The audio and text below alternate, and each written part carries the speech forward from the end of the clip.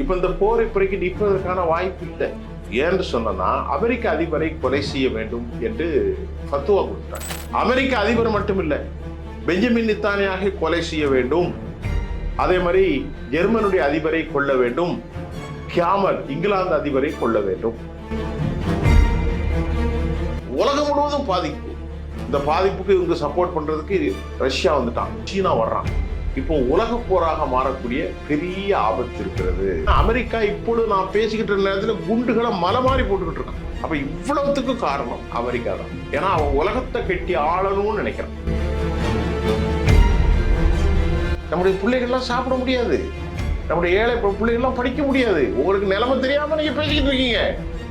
சப்கோ சாத் ஆப்கோ சப்கோ, என்ன ஒன்னும் நடக்காது. இந்தியாவில் படுமோசமா இருக்கு, படுபடு மோசமா இருக்கு. உலகத்திலே இந்த போர்னால பாதிக்கப்பட்டதுல அதிக பாதிப்பு இந்தியாவுக்கு. iPlus TV, India's #1 QLED TV, crystal clear picture quality with 3-year replacement warranty, smart voice, smart entertainment. நான்காம் துணை நேயர்கள் அனைவருக்கும் வணக்கம். இன்று நம் நிகழ்ச்சியின் சிறப்பு விருந்தினர் சர்வதேச பார்வையாளர் திரு சுஃபியான் அவர்கள் இணைந்துள்ளார். வணக்கம் சார். வணக்கம்மா. இஸ்ரேல் ஈரான் அமெரிக்கா போர் முடிவடைஞ்சிருச்சு. இனிமேல் நமக்கு விலைவாசி எல்லாம் குறைஞ்சிரும், இனிமேல் நார்மலைஸ் ஆயிடுச்சு, உலக நாடுகள் அமைதியில் வந்துருச்சு அப்படின்னு நம்பிக்கிட்டு இருந்த நிலையில் இப்போ மீண்டும் அமெரிக்கா ஈரானை தாக்க ஆரம்பிச்சிருக்கு. ஈரான் அதை விட கொலவெறியில் அமெரிக்கா மேலே தாக்குதல் நடத்திட்டு இருக்காங்க.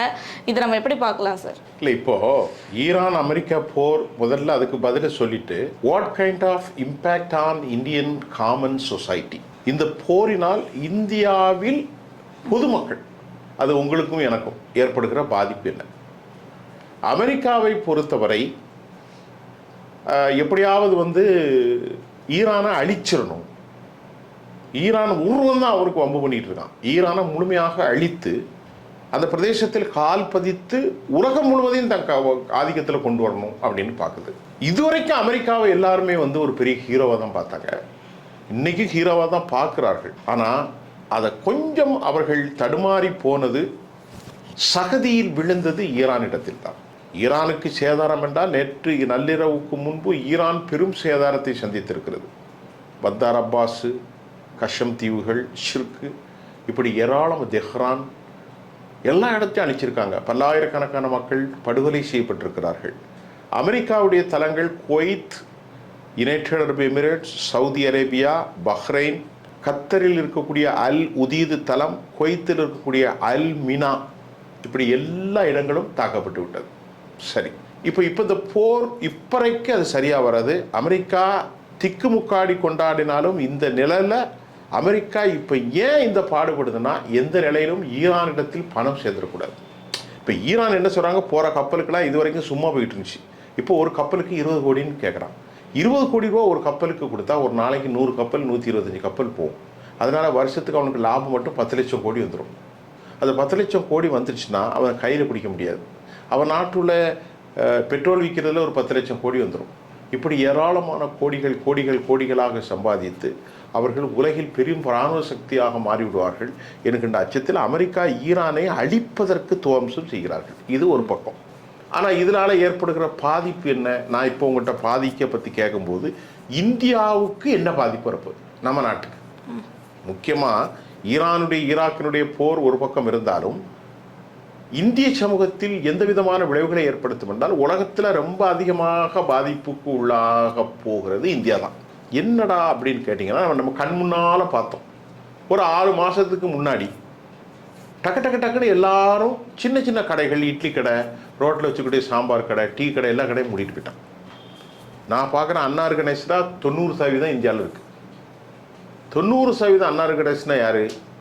அங்கீகரிக்கப்படாத அரச கடைகள் அல்ல, ரோட்டில் வச்சுருப்பாங்க. ஒரு நாளைக்கு ஒரு 3000 ரூபா வியாபாரம் பண்ணுவான், 5000 வியாபாரம் பண்ணுவான். அவனுக்கு மாப்பிள்ளையும் பெண்டாட்டியும் வேலை செய்வாங்க, 1000 ரூபா கிடைக்கும். அதை வச்சு குடும்பத்தை வயிற்ற கழிடுவான். சாயந்தரம் 5 மணிக்கு வருவாங்க. பல பேர் பார்க்குறோமா இல்லையா? ஒரு கேஸ் வச்சுப்பாங்க, தோசை போடுவாங்க, இட்லி போடுவாங்க, தவா கறி போடுவாங்க, என்னத்தையா ஒன்றை போட்டு ஒரு பிரியாணியை போட்டு குடும்பத்தை ஓட்டிட்டு போயிடுவாங்க. சம்பளத்துக்குலாம் ஆள் வைக்க மாட்டாங்க. இப்படி நம்ம சென்னையில் பார்க்குற மாதிரி இந்தியா முழுவதும் ஏராளமானவர்கள், டீ கடைக்காரர்கள். என்ன காரணம்? எல்லாரும் கடையை மூடிட்டு போயிட்டான். இப்போ தான் கொஞ்சம் மெல்லம் ஒரு மாதத்துக்குள்ளே ஒரு 20 நாளாக திறந்துட்டு இருக்காங்க. அப்போ நான் போய் கேட்டேன் கடைக்காரர்கிட்ட, என்னப்பா விஷயம் அப்படின்னா, சார் இங்கே கேளுங்க சார், 1800 ரூபாய்க்கு ஒரு சிலிண்டர் வாங்கணும். இன்றைக்கி ஒரு சிலிண்டர் விலை 3600. ஆனால் எங்களுக்கு சரியாக கிடைக்கல. பிளாக்கில் வாங்கினா 5000, 6000, 4500. எங்களுக்கு அவ்வளோ கொடுக்க முடியாது சார். ஒரு 2 நாளைக்கு ஒரு சிலிண்டர் தேவை இருக்குங்கிறான். சிலவன் வாரத்துக்கு 5 சிலிண்டர் தேவை இருக்குது, சிலவன் வாரத்துக்கு 10 சிலிண்டர், சிலவன் வாரத்துக்கு ஒவ்வொரு சிலிண்டர், இப்படி இருக்காங்க. இப்படி எல்லாரையும் பாதிச்சனால நீங்கள் ஹோட்டலில் கூட சாம்பாருடைய அளவு குறைச்சிட்டான். என்ன காரணம் அப்படின்னு பார்த்தா, எல்லா நாட்டை விட பெரிய பயன்பாடு இந்தியா தான். நம்ம நாட்டில் 150 கோடி பேர் இருக்கோம், சீனாவில் 140 கோடி பேர் இருக்கான், அமெரிக்காவிலும் அதிகம். உலகத்தில் ரொம்ப அதிகமாக பெட்ரோல் டீசலை பயன்படுத்துகிற ஒரு குரூடாயில் பயன்படுத்துறது இந்தியா தான். அந்த நாடுகளில் அமெரிக்காவில் உங்களுக்கு இது இருக்குது, எதற்கு எண்ணெய் வயல்கள் இருக்குது. சீனாவில் எண்ணெய் வயல்கள்னால சீனா ஏராளமாக கொள்முதல் செய்து ஸ்டாக் வச்சுருக்கான். ஆனால் நம்ம நாட்டில் ஸ்டாக் இல்லை. இதனால் என்ன பாதிப்பு? இந்தியா 101 ரூபாய்க்கு விற்ற பெட்ரோலை 108 ஆகிட்டு, டீசல் விலை உயர்ந்துட்டு, மண்ணெண்ணெய் விலை உயர்ந்துட்டு, எல்பிஜி கேஸ் எல்லாம் உயர்ந்துருச்சு. அப்போ இதை விட இன்னும் பல மடங்கு உயரத்தான் போகுதா சார்? உயரத்தான் போகுது. என்னன்னா, இன்னைக்கு எந்த கடையிலையாவது 15 ரூபாய்க்கு குறைஞ்ச டீ இருக்கா?